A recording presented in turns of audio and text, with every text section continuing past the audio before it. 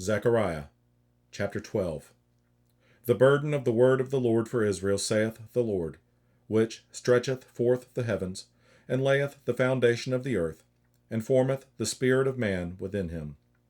Behold, I will make Jerusalem a cup of trembling unto all the people round about, when they shall be in the siege both against Judah and against Jerusalem.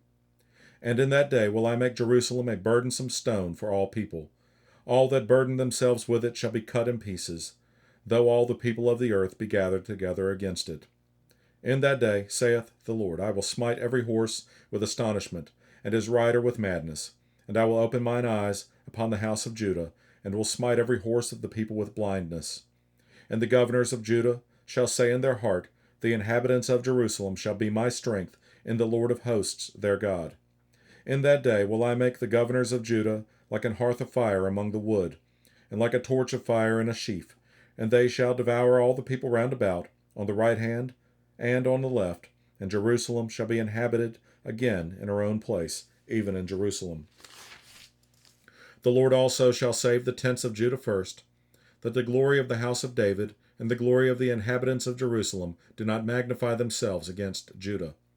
In that day shall the Lord defend the inhabitants of Jerusalem, and he that is feeble among them at that day shall be as David, and the house of David shall be as God, as the angel of the Lord before them. And it shall come to pass in that day, that I will seek to destroy all the nations that come against Jerusalem. And I will pour upon the house of David, and upon the inhabitants of Jerusalem, the spirit of grace and of supplications, and they shall look upon me whom they have pierced. And they shall mourn for him as one mourneth for his only son, and shall be in bitterness for him, as one that is in bitterness for his firstborn.